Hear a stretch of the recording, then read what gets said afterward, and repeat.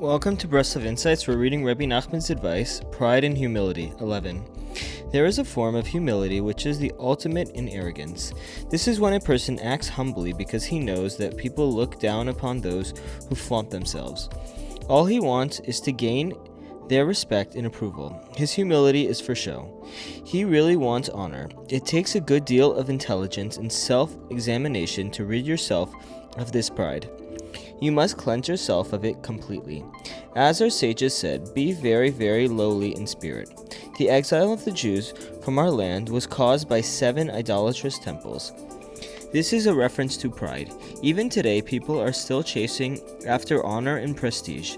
This is why the exile has still not ended. 12. Torah can only be acquired with meekness. There are 4 distinct areas where you must break your pride. You must be humble before those who are greater than you, before those who are on your own level, and before those who are less than you.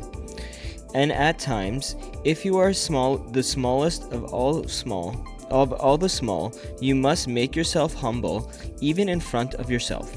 You must look upon yourself as if you were on a lower level than you actually are.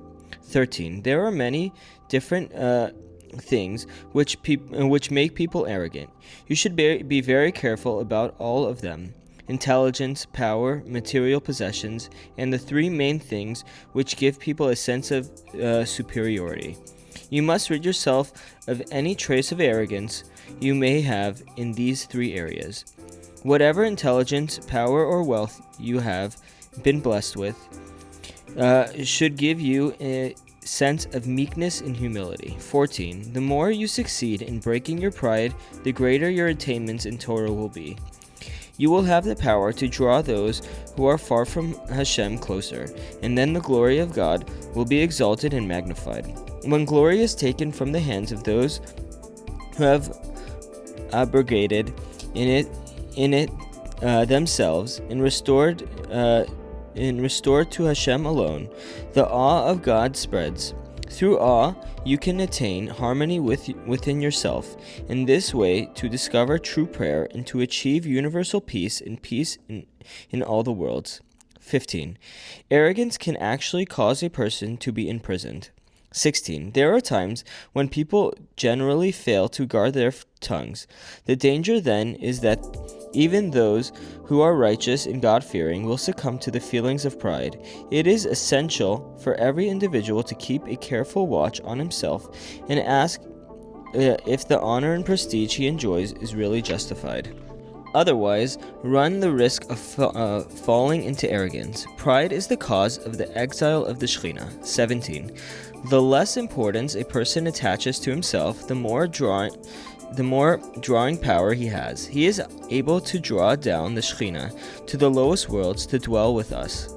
This was God's desire from the day He created His universe. Such a person has the power to draw men closer to the service of God, and he can channel blessing and goodness to the Jewish people, and he himself is able to draw closer to the tzaddik. 18. Experiencing the sanctity of Shabbat is one of the ways of attaining true humility, which means to seeing one's own lowliness and understanding the greatness of the Jewish people, and being willing to sacrifice oneself for them, like Moshe did. 19. A person should look upon himself as if he were less than he really is. This is true humility. And at the very least, lie should not look upon himself as if he is more than he really is. 20. When a person is meek and lowly, no one really will ever be able to shake him or push him from his place. Nobody can take away his livelihood, God forbid. 21. Humility protects against sexual temptation. Pride arouses it. 22. One of the ways of ridding yourself of pride is to celebrate the festivals with open-heartedness and joy, and to honor them in the most lavish manner you can afford. 23.